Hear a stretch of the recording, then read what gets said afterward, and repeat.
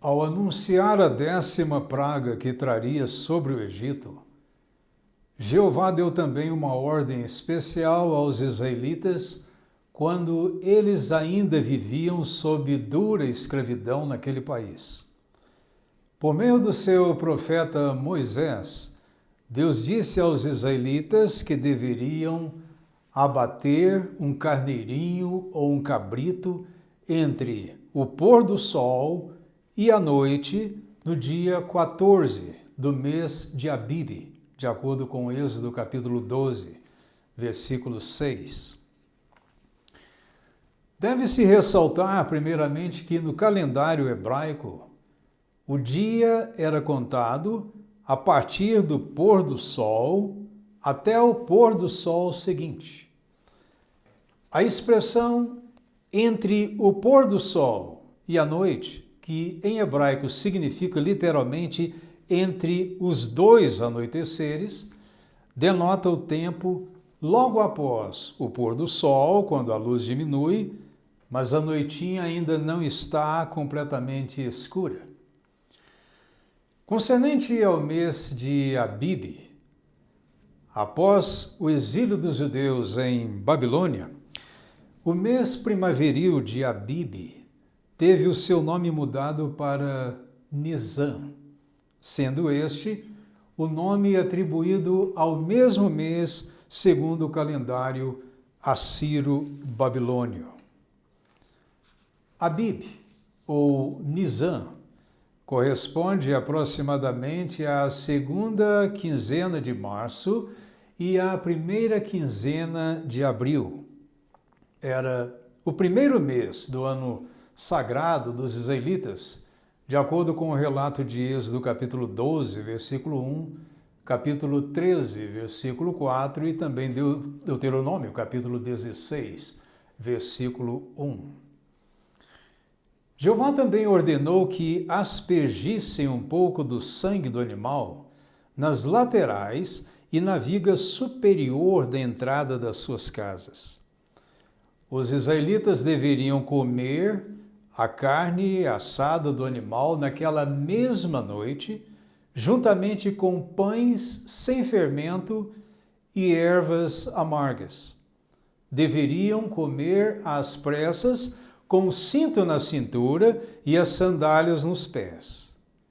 Essa ordem possibilitou que os israelitas deixassem o Egito às pressas, como fizeram posteriormente, de acordo com Deuteronômio 16, versículo 3. Do mesmo modo, a proibição do uso do fermento no pão foi igualmente importante, pois os israelitas não teriam tempo para esperar que a massa crescesse se ela fosse fermentada, de acordo com Êxodo capítulo 12, versículo 39. Essa era, portanto, a Páscoa de Jeová, conforme Êxodo capítulo 12, versículos de 1 ao 11. Qual era o significado da Páscoa? A palavra Páscoa deriva da palavra hebraica Pesach, que transmite o sentido de passar por alto ou saltar por cima de forma protetiva. Ao passar por alto as casas dos israelitas no Egito, Jeová os estava efetivamente poupando e protegendo da praga que ele havia desencadeado sobre todos os primogênitos dos egípcios. Jeová explicou: pois naquela noite, ou seja, no dia 14 de Abibe, passarei pela terra do Egito e matarei todo primogênito na terra do Egito, desde homens até animais, e executarei o julgamento contra todos os deuses do Egito. Eu sou Jeová.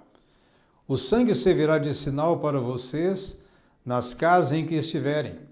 Eu verei o sangue e passarei vocês por alto, e a praga não virá sobre vocês para destruí-los quando eu golpear a terra do Egito. Esse dia será para vocês um dia de recordação. Celebrem-no como festividade para Jeová por todas as suas gerações. Vocês devem celebrá-lo, pois é um decreto permanente, de acordo com Êxodo 12, versículos 12 ao 14 e também o versículo 29.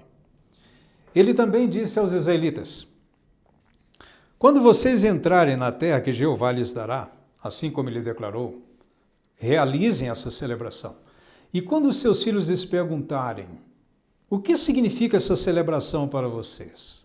Respondam: é o sacrifício da Páscoa para Jeová que passou por alto as casas dos israelitas no Egito, quando feriu os egípcios, mas poupou as nossas casas.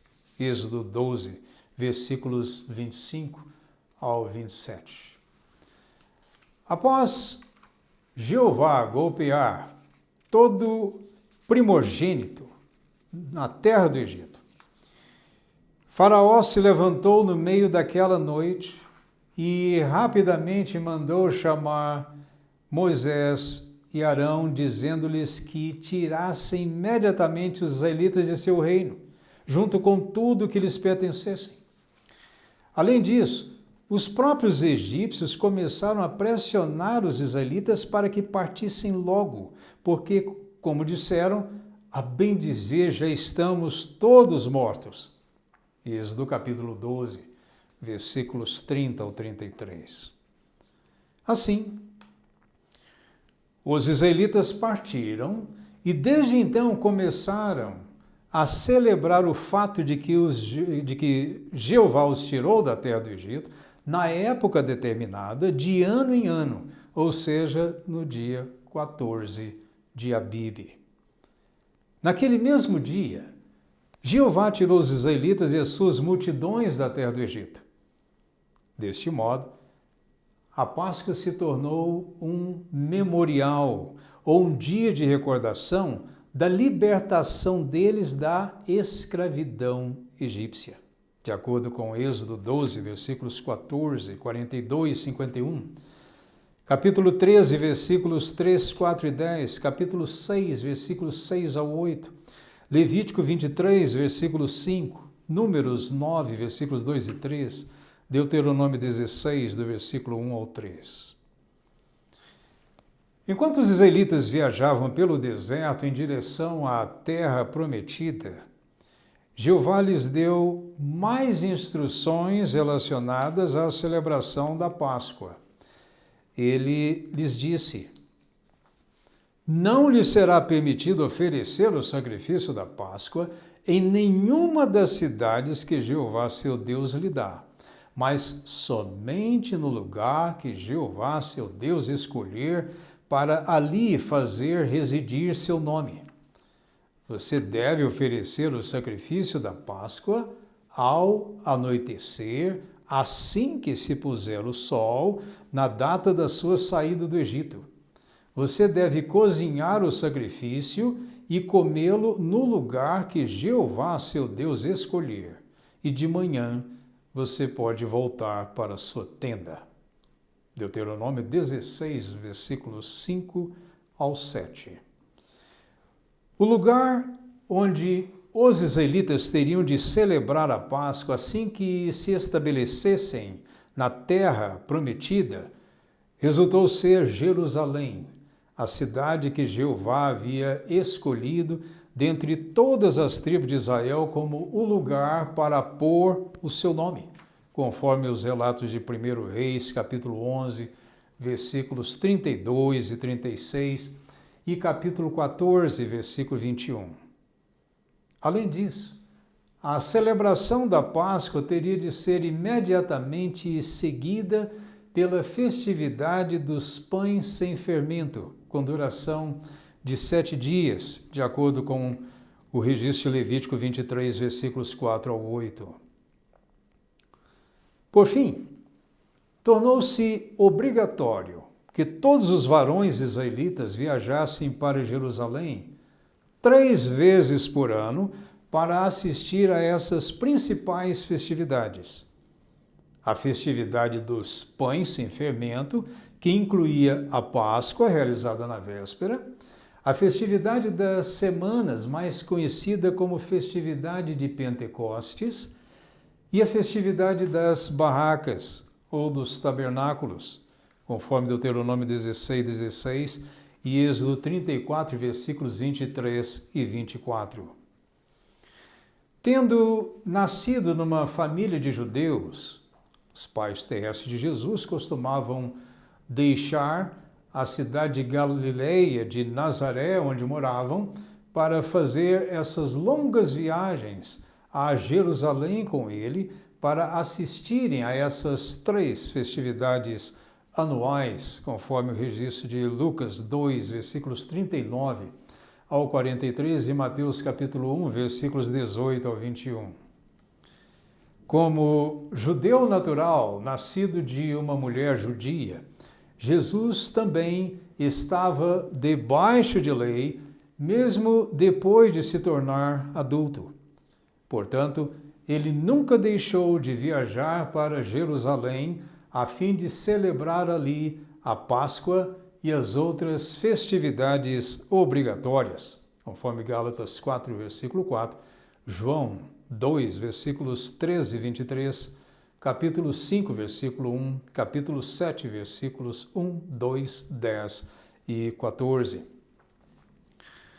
A última Páscoa que ele celebrou em Jerusalém foi realizada no dia 14 de Nisan da Era Comum. Jesus pediu aos apóstolos Pedro e João para que fizessem os preparativos da Páscoa para ele e para os outros apóstolos. Nessa ocasião, Judas Iscariote já havia negociado a traição de Jesus com os principais sacerdotes, conforme o relato de Mateus 26, 14 ao 16, Marcos 14, versículos 10 e 11, Lucas 22, dos versículos 3 ao 6. Ao anoitecer, teve início o dia 14 de Nisan, e Jesus se recostou à mesa com os 12 apóstolos, de acordo com Mateus 26, versículo 20, e Marcos capítulo 14, versículo 17. Primeiramente, Jesus disse aos seus discípulos que ele havia desejado muito comer aquela refeição pascual com eles antes de sua morte. No entanto, ele não comeria mais dela até que ela se cumpra no reino de Deus. Do mesmo modo, com referência ao cálice servido na refeição pascual, Jesus assinalou que não beberia de novo do produto da videira até que venha o reino de Deus, conforme Lucas 22, versículos 15 ao 18. De que maneira especial aquela Páscoa terá de se cumprir quando o reino de Deus vier? Daremos uma resposta bíblica a essa pergunta em um de nossos próximos discursos. Depois que Judas se retirou sozinho e definitivamente do lugar, e a refeição pascual já havia praticamente terminado, Jesus pegou um pão e, depois de proferir uma bênção, partiu e deu aos discípulos, dizendo: peguem, comam, isto representa o meu corpo. Mateus 26, versículo 26. O relato paralelo de Lucas nos diz que Jesus pegou um pão, deu graças, partiu e deu a eles, dizendo: isto representa o meu corpo que será dado em benefício de vocês. Persistam em fazer isso em memória de mim, conforme Lucas capítulo 22, versículo 19. Depois que todos os 11 apóstolos comeram um pedaço do pão emblemático, Jesus fez o mesmo com respeito ao cálice, depois de terem tomado a refeição pascual, dizendo: este cálice representa o novo pacto com base no meu sangue, que será derramado em seu benefício. Lucas 22, versículo 20. O relato paralelo de Mateus nos diz que, pegando um cálice, Jesus deu graças e o deu a eles, dizendo: bebam dele todos vocês, pois isso representa o meu sangue do pacto, que será derramado em benefício de muitos para o perdão de pecados. Mateus 26, versículos 27 e 28. Encontramos um relato paralelo adicional na carta inspirada que o apóstolo Paulo escreveu décadas mais tarde aos cristãos gentios em Corinto. Ele disse: pois eu recebi do Senhor o que também lhes transmiti, que o Senhor Jesus, na noite em que ia ser traído, pegou um pão e, depois de dar graças, partiu e disse: isso representa o meu corpo em benefício de vocês. Persista em fazer isso em memória de mim. Ele fez o mesmo também com respeito ao cálice, depois de terem tomado a refeição pascual, dizendo: este cálice representa o novo pacto com base no meu sangue. Persista em fazer isso sempre que o beberem, em memória de mim. Pois sempre que vocês comerem esse pão e beberem esse cálice, estarão proclamando a morte do Senhor até que ele venha. 1 Coríntios 11, 23 ao 26. Quando os 11 apóstolos terminaram de participar dos emblemas da ceia do Senhor, Jesus começou a dar conselho e encorajamento a eles. Ele também lhes disse que todos eles haveriam de tropeçar em conexão com ele naquela mesma noite.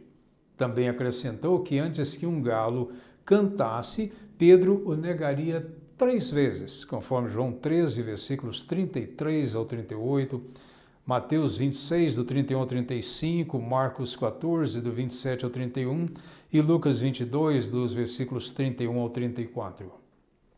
Além disso, irrompeu uma forte discussão entre os apóstolos sobre qual deles era o maior. Pacientemente, Jesus lhes deu uma lição de humildade ao lhes perguntar: pois quem é maior? Aquele que está à mesa ou aquele que serve? Não é quem está à mesa, mas eu estou no meio de vocês como quem serve. De acordo com Lucas 22, versículo 27. Daí acrescentou essas palavras significativas: no entanto, vocês são os que ficaram comigo nas minhas provações. E eu faço com vocês um pacto para um reino, assim como meu Pai fez um pacto comigo, a fim de que vocês comam à minha mesa, no meu reino, e se sentem em tronos para julgar as 12 tribos de Israel, conforme Lucas 22, versículos 24 ao 30. Com base nessas passagens, notamos que a ceia do Senhor apresenta características exclusivas que a diferenciam da Páscoa judaica.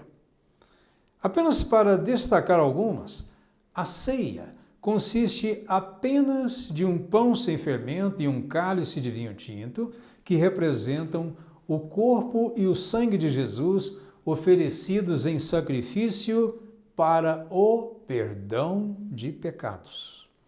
Por essa razão, Jesus não participou dos emblemáticos pão e vinho, porque ele não tinha pecado. Somente os seus discípulos o fizeram, de acordo com João 8,46, Hebreus capítulo 4, versículo 15, 1 Pedro capítulo 2, versículo 22 e 1 João 3, versículo 5. Na primeira Páscoa, nenhum cálice de vinho foi servido, exceto a carne assada do carneiro, os pães sem fermento e as ervas amargas, conforme o relato de Êxodo capítulo 12, versículos 5 e 8. Ainda não se sabe com certeza como o cálice de vinho foi introduzido na refeição pascual, bem como o costume de molhar o pão e as ervas amargas numa tigela de salmoura, vinagre ou molho durante a refeição. No entanto, parece que essas coisas foram adotadas quando os judeus retornaram para a sua terra depois do seu exílio em Babilônia. Mas o fato de Jesus ter usado um cálice durante a sua celebração particular da Páscoa demonstra claramente que ele tinha a aprovação de Jeová para isso, conforme João 8, capítulo 8, versículo 29.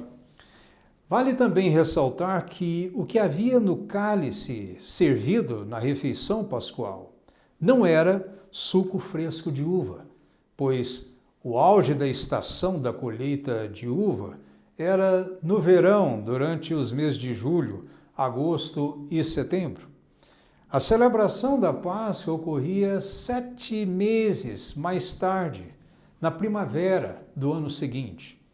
Portanto, qualquer suco de uva obtido durante a colheita de verão teria fermentado ao ponto de se transformar em vinho na primavera seguinte. Diferentemente da Páscoa judaica, cujo propósito era o de relembrar a libertação de Israel no Egito, a ceia do Senhor é em memória da morte sacrificial de Jesus em favor de pecadores arrependidos. Portanto, todas as vezes que os seus seguidores celebram a ceia do Senhor, estão de fato proclamando ou recordando a morte do Senhor até que ele venha como rei entronizado, conforme Lucas 22, versículos 18 e 19, e 1 Coríntios capítulo 11, dos versículos 24 ao 26. Além disso, no caso da Páscoa judaica, somente os israelitas ou judeus eram obrigados a celebrá-la e a participar dos itens alimentícios prescritos para ela. Nenhum estrangeiro ou gentio tinha a permissão de participar da refeição pascual, a menos que ele e todos os do sexo masculino da casa dele se circuncidassem. Só então ele se tornaria como um israelita de nascimento, de acordo com o relato de Êxodo, capítulo 12, versículos 43, 44 e 48. No entanto, aplica-se a mesma regra aos que participam da ceia do Senhor. Embora os apóstolos de Jesus, que eram judeus, tenham sido os primeiros participantes dos emblemáticos pão e vinho quando ele instituiu a celebração de sua morte sacrificial, de forma alguma isso significa que apenas os cristãos judeus teriam a permissão de participar. O apóstolo Paulo indicou que nas subsequentes celebrações, os cristãos gentios ou não judeus também participavam dos emblemas, conforme 1 Coríntios 1, versículos 1 e 2 e capítulo 11, versículo 28. Outra pergunta importante é: quando e com que frequência devem os cristãos celebrar a ceia do Senhor? Como no caso da antiga Páscoa judaica, deve-se celebrá-la somente uma vez por ano, na época designada, ou seja, na noite do dia 14 de Nisan, por ser a data exata em que Jesus foi sacrificado por nós, de acordo com 1 Coríntios 11, versículo 23, Êxodo capítulo 13, versículo 10 e Números capítulo 9, versículos 2 e 3. O pão foi o primeiro emblema que Jesus serviu aos seus 11 apóstolos fiéis durante aquela primeira celebração de sua morte sacrificial. O que o pão representava? Na ocasião, Jesus lhes disse: peguem, comam, isso representa o meu corpo. Mateus 26, 26. Outro relato paralelo reza: isso representa o meu corpo, que será dado em benefício de vocês, conforme Lucas, capítulo 22, versículo 19. Assim, o pão se tornou um emblema ou uma representação do corpo carnal de Jesus, que logo seria dado em benefício de seus discípulos. Quando os apóstolos começaram a comer do pão, era como se estivessem também se alimentando do corpo de Jesus em sentido figurado. Embora a própria ideia de comer carne humana cause repulsa à maioria das pessoas, os apóstolos entendiam corretamente o que Jesus queria dizer com essas palavras. Afinal, não era a primeira vez que ouviam Jesus falar do seu corpo como pão. Portanto, eles tinham certeza de que Jesus não estava promovendo algum tipo de canibalismo entre os seus seguidores. Por que então era importante que os discípulos comessem o corpo de Jesus em sentido figurado? Apenas um ano antes disso, pouco antes da Páscoa, em 32 da Era Comum, uma grande multidão reunida numa sinagoga em Cafarnaum, na Galileia, ficou escandalizada quando Jesus lhes disse que o corpo dele era um tipo de pão que eles deveriam comer para ter vida eterna. Essa foi a primeira vez que ele comparou o seu corpo ao pão. Nessa ocasião, muitos dos próprios discípulos de Jesus ficaram chocados com essas palavras e deixaram de segui-lo. Olhando para os seus 12 apóstolos, ele perguntou se eles também queriam deixá-lo. Simão Pedro lhe respondeu: Senhor, para quem iremos? O Senhor tem declarações de vida eterna, conforme o relato de João 6, versículos 59 ao 61 e versículos 66 ao 68. Mas o que foi que Jesus disse que causou tal reação negativa por parte dos que o ouviram naquela sinagoga? Quando alguns na multidão disseram que os seus antepassados tinham comido maná no deserto, considerado por eles como pão do céu, Jesus lhes respondeu: Digo-lhes com toda certeza, Moisés não lhes deu o pão do céu, mas o meu Pai lhes dá o verdadeiro pão do céu, porque o pão de Deus é aquele que desce do céu e dá vida ao mundo, conforme João, capítulo 6, versículos 31 ao 33 e capítulo 3, versículo 16.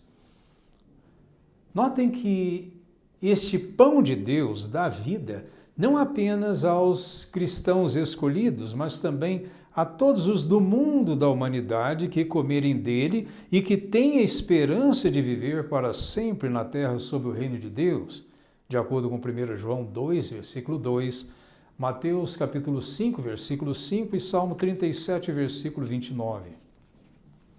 Quando falamos de cristãos escolhidos, estamos nos referindo aos que foram escolhidos por Jeová e Jesus Cristo para viverem no céu e servirem como reis e sacerdotes durante o reinado milenar de Cristo, conforme Marcos 13, versículos 20 e 27, 2 Timóteo 2, versículos 10 ao 12, Apocalipse capítulo 5, versículos 9 e 10 e também o capítulo 20, versículo 6.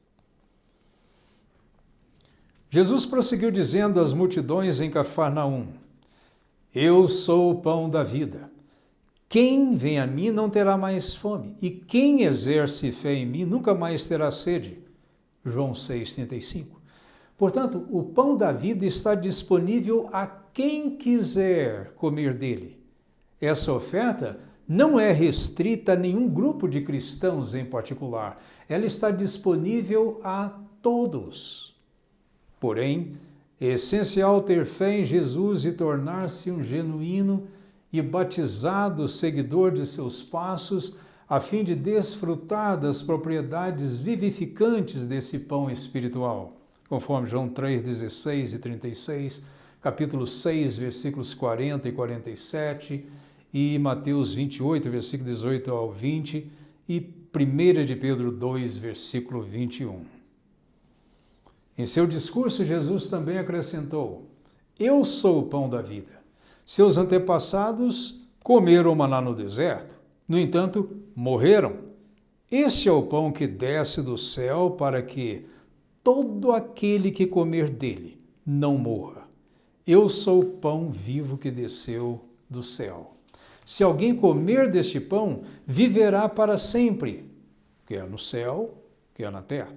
De fato, o pão que eu darei é a minha carne a favor da vida do mundo. João 6, versículos 48 ao 51. Sem nenhum entendimento espiritual do que Jesus queria dizer com essas palavras, os judeus começaram a discutir entre si, dizendo: como este homem pode nos dar sua carne para comer? Portanto, Jesus lhes disse: digo-lhes com toda certeza, a menos que comam a carne do Filho do Homem e bebam o seu sangue, vocês não têm vida em si mesmos. Quem se alimenta da minha carne e bebe o meu sangue tem vida eterna, e eu ressuscitarei no último dia, pois a minha carne é verdadeiro alimento e o meu sangue é verdadeira bebida. Quem se alimenta da minha carne e bebe o meu sangue, permanece em união comigo e eu em união com ele. Assim como o Pai que vive me enviou e eu vivo por causa do Pai, assim também aquele que se alimenta de mim viverá por causa de mim. Este é o pão que desceu do céu. Não é como quando seus antepassados comeram e mesmo assim morreram. Quem se alimentar deste pão viverá para sempre, quer no céu, quer na terra. João 6, versículos 52 ao 58. Portanto, os textos que acabamos de ler não fazem nenhuma distinção entre os cristãos escolhidos e os não escolhidos no que diz respeito à pré-condição de que todos têm de comer a carne do Filho do Homem e beber o seu sangue a fim de terem vida eterna, como João 6, versículo 53 atesta. Não há nenhuma exceção ou exclusão aplicada aos escolhidos ou aos não escolhidos. E visto que a pré-condição é aplicada a todos, ninguém, portanto, tem o direito de excluir o outro de satisfazê-la também. Ao participar dos emblemáticos pão e vinho durante a ceia do Senhor, o cristão genuíno demonstra que tem fé em Jesus Cristo e que depende inteiramente do mérito do sacrifício dele para obter vida eterna. Por essa razão, ele se alimenta da carne de Jesus e bebe o seu sangue em sentido figurado durante a ceia do Senhor. O alimento que alguém ingere para se manter vivo torna-se parte dele quando os seus nutrientes são assimilados no seu organismo. Do mesmo modo, alimentar-se da carne de Jesus Cristo e beber o seu sangue em sentido figurado mantém a pessoa espiritualmente viva, além de demonstrar que ela está em união com Jesus e ele está em união com ela, conforme João 6, versículos 56 e 57. Jesus compartilha bondosamente os benefícios sacrificiais do seu corpo e sangue perfeitos com qualquer pessoa que queira alimentar-se deles, conforme João 6, versículos 35, 54 e 55. Seguindo o exemplo de Jesus, devemos também compartilhar com outros o privilégio de nos alimentar do seu corpo e de beber o seu sangue em sentido figurado. Deixar de fazer isso seria desamoroso e egoísta da nossa parte. Paulo escreveu: será que o cálice de bênção que abençoamos e que passamos para outros entre nós durante a ceia do Senhor não é uma participação no sangue do Cristo? O pão que partimos e que passamos para outros entre nós durante a ceia do Senhor não é uma participação no corpo do Cristo? 1 Coríntios 10, versículo 16. O que Paulo está dizendo é que quando os nossos irmãos em Corinto participavam juntos dos emblemas durante a ceia do Senhor, eles estavam, na verdade, praticando um compartilhamento do corpo e do sangue de Cristo uns com os outros. Paulo também acrescentou que, embora os participantes sejam muitos e o pão servido seja apenas um, ainda assim eles o compartilham entre si, porque são também apenas um corpo. 1 Coríntios 10, 17. Em outras palavras, não há dois grupos de participantes e não participantes dos emblemas. Todos são participantes. Depois que os 11 apóstolos fiéis comeram do pão emblemático, Jesus pegou um cálice, deu graças e o deu a eles, dizendo: bebam dele, todos vocês, pois isto representa o meu sangue do pacto, que será derramado em benefício de muitos para o perdão de pecados. Mateus 26, versículos 27 e 28. Em seu relato paralelo, Marcos nos diz: e pegando um cálice, ele deu graças, deu a eles, e todos beberam dele. E lhes disse: isto representa o meu sangue do pacto, que será derramado em benefício de muitos. De acordo com Marcos 14, versículos 23 e 24. Lucas escreve: ele fez o mesmo com respeito ao cálice depois de terem tomado a refeição pascual, dizendo: este cálice representa o novo pacto com base no meu sangue, que será derramado em seu benefício. Lucas 22, versículo 20. Portanto, o cálice de vinho era um emblema ou uma representação do sangue do pacto de Jesus, que seria derramado em benefício de muitos para o perdão de pecados.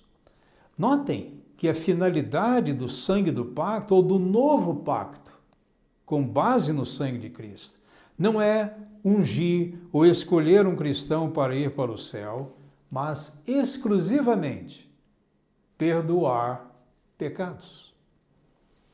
No entanto, a primeira vez que a expressão sangue do pacto aparece na Bíblia é em conexão com outro evento ocorrido 15 séculos antes. Depois de Jeová libertar os israelitas da escravidão no Egito, ele fez um pacto ou um contrato com eles, enquanto estavam acampados no deserto perto do Monte Sinai. Jeová enviou anjos para se comunicar com Moisés e transmitir a ele as leis que deveriam governar a nação de Israel, conforme Atos 7, versículos 37 e 38 e Gálatas capítulo 3, versículo 19. O registro inspirado nos diz: então Moisés foi ao povo e relatou todas as palavras de Jeová e todas as decisões judiciais. E todo o povo respondeu com uma só voz: estamos dispostos a fazer todas as coisas que Jeová falou. Assim, Moisés escreveu todas as palavras de Jeová. Levantou-se então de manhã cedo, construiu um altar ao sopé do monte e erigiu 12 colunas correspondentes às 12 tribos de Israel. Depois, enviou jovens israelitas e eles fizeram ofertas queimadas e ofereceram novilhos como sacrifício de participação em comum a Jeová. Moisés pegou metade do sangue e o pôs em tigelas e aspergiu a outra metade do sangue sobre o altar. Então ele pegou o livro do pacto e o leu em voz alta ao povo. E eles disseram: estamos dispostos a fazer tudo o que Jeová falou e seremos obedientes. Portanto, Moisés pegou o sangue e o aspergiu sobre o povo e disse: este é o sangue do pacto que Jeová fez com vocês em harmonia com todas essas palavras. Êxodo 24, versículos 3 a 8. As palavras escritas no livro do pacto eram as leis que deveriam governar os israelitas e que eles solenemente comprometeram-se a obedecer. Por essa razão, muitos referem-se a esse arranjo como pacto da lei. O pacto entre Jeová e a nação de Israel entrar em vigor. Moisés atuou como mediador entre as duas partes, de acordo com Êxodo 20, versículo 19, Deuteronômio capítulo 5, versículo 5 e João capítulo 1, versículo 17. Todavia, para que o pacto se tornasse legalmente vinculativo ou obrigatório, foi necessário que se derramasse sangue. Paulo explicou. Portanto, o pacto anterior também não entrou em vigor sem sangue. Pois depois de Moisés anunciar todos os mandamentos da lei a todo o povo, ele pegou o sangue dos novilhos e dos bodes, e também água, lã, escarlate e sopo, e aspergiu livre todo o povo, dizendo: este é o sangue do pacto que Deus os mandou guardar. Hebreus 9, versículo 18 ao 20. Porém, mesmo antes de os israelitas tomarem posse da terra que Jeová lhes prometera, ele notou que eles tinham desenvolvido uma inclinação diferente, de acordo com Deuteronômio 31, versículo 21. Portanto, ele disse a Moisés: logo você vai morrer, e este povo passará a cometer a prostituição espiritual com os deuses estrangeiros que estarão ao redor deles na terra para a qual irão. Eles me abandonarão e violarão o pacto que fiz com eles. Deuteronômio 31, 16. A história posterior de Israel prova que eles não guardaram o pacto de Deus e se recusaram a andar na sua lei, conforme diz o Salmo 78, versículo 10. Outro registro diz: abandonaram a Jeová, o Deus dos seus pais, que os havia tirado da terra do Egito, e seguiram outros deuses, os deuses dos povos ao redor deles. Eles se curvaram diante deles e ofenderam a Jeová, de acordo com o registro de Juízes, capítulo 2, versículo 12. Portanto, foram os israelitas e não Jeová que unilateralmente violaram o pacto entre eles. Porém, apesar das incontáveis violações do pacto cometidas por Israel, Jeová fez essa promessa animadora. Vejam, estão chegando os dias, diz Jeová, em que farei com a casa de Israel e com a casa de Judá um novo pacto. Não será como o pacto que fiz com seus antepassados no dia em que os peguei pela mão para tirá-los da terra do Egito, pacto meu que eles violaram, embora eu fosse o verdadeiro dono deles, diz Jeová. Pois este é o pacto que farei com a casa de Israel depois daqueles dias, diz Jeová. Porei a minha lei no seu íntimo e a escreverei no seu coração. E eu me tornarei o seu Deus e eles se tornarão o meu povo, pois perdoarei o seu erro e não me lembrarei mais do seu pecado. Jeremias 31, versículos 31 ao 34. Por que Jeová faria isso? Assim diz Jeová: se os céus em cima pudessem ser medidos e os alicerces da terra embaixo pudessem ser explorados, só então eu poderia rejeitar toda a descendência de Israel por causa de tudo que fizeram, diz Jeová em Jeremias 31, versículo 37. Primeiramente, os textos que acabamos de ler indicam claramente que a principal finalidade do prometido novo pacto era a de perdoar pecados, ou os pecados daqueles que estavam debaixo do pacto anterior, ou seja, os israelitas naturais, de acordo com Hebreus capítulo 8, versículos 8 e 12, também o capítulo 9, versículo 15. Em segundo lugar, os textos fornecem uma garantia divina de que, pelo menos com alguns da descendência natural de Israel, Jeová poderia fazer esse novo pacto, por meio do qual ele perdoaria os seus pecados cometidos sob o pacto anterior. Deste modo, a descendência natural de Israel não seria inteiramente rejeitada. O apóstolo Paulo concorda com isso ao dizer: pergunta então, será que Deus rejeitou o seu povo? De modo algum, pois eu também sou israelita da descendência de Abraão, da tribo de Benjamim. Deus não rejeitou o seu povo, a quem primeiro deu consideração, de acordo com Romanos 11, versículos 1 e 2. Paulo já era um cristão batizado quando escreveu essas palavras. Nesse tempo, Também havia milhares de outros judeus naturais que haviam se tornado cristãos antes dele. No entanto, todos eles faziam parte da descendência natural de Israel com quem Jeová fez o novo pacto, de acordo com Atos capítulo 2, versículos 5, 22, 36 ou 38 e o versículo 41. E também o capítulo 3, versículos 12 ao 15, versículo 19 e 20, e também o capítulo 4, versículo 4. Paulo também disse: além disso, Isaías clama a respeito de Israel. Embora o número dos filhos de Israel seja como a areia do mar, apenas o restante da descendência natural de Israel será salvo.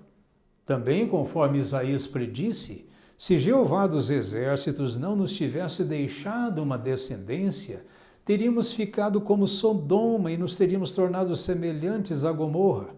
Romanos 9, versículos 27 e 29.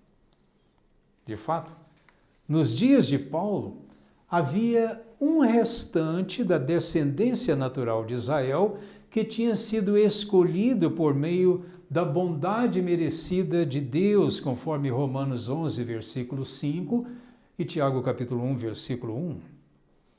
Embora seja verdade que a maioria dos judeus que viviam no primeiro século da Era Comum não aceitaram Jesus como o prometido Messias e Salvador, alguns milhares o fizeram. E com certeza foram incluídos no novo pacto com Jeová, de acordo com João capítulo 1, versículos 11 ao 13, e Isaías capítulo 53, versículos 3 e 12. O apóstolo Paulo explicou que, a menos que se derrame sangue, não há perdão, de acordo com Hebreus 9, versículo 22. Ele também disse que não é possível que o sangue de touros e de bodes tire pecados, conforme Hebreus 10, versículo 4. Por quê? Porque o sangue de animais não tem o mesmo valor que o dos humanos e, portanto, é incapaz de tirar completamente os pecados, de acordo com Hebreus capítulo 10, versículo 11.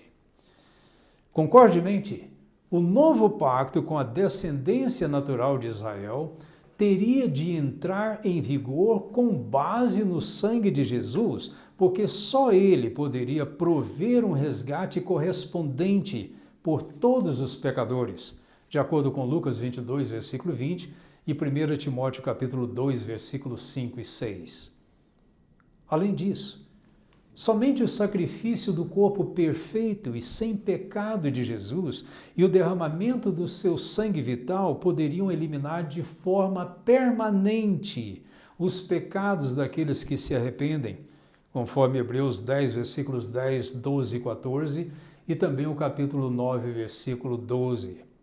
Por essa razão, o novo pacto é um pacto melhor do que o anterior.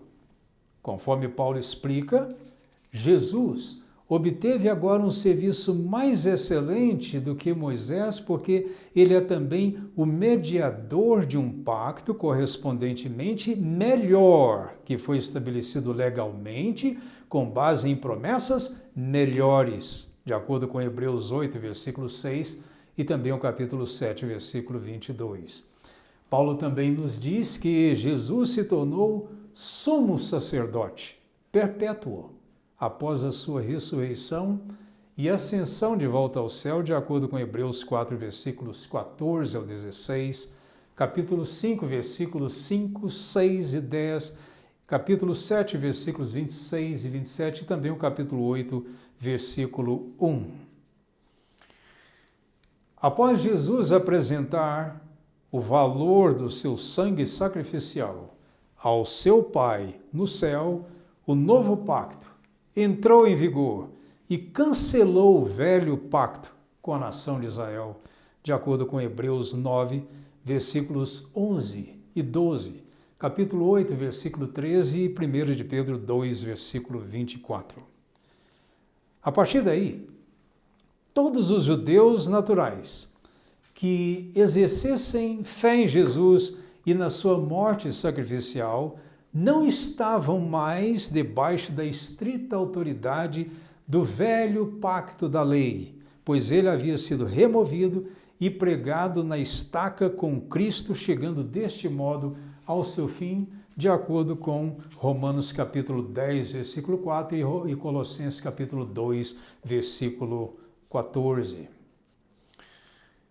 Em nosso próximo vídeo, falaremos mais a respeito do novo pacto e das bênçãos eternas que serão desfrutadas por todos os judeus e gentios que participarem desse arranjo divino para o perdão de pecados com base na morte sacrificial de Jesus Cristo. Aproveite a oportunidade para se inscrever no nosso canal e sinta-se à vontade para se comunicar conosco através do nosso e-mail. Você o encontrará na breve descrição que fazemos a respeito da finalidade do nosso canal. Obrigado pela sua atenção.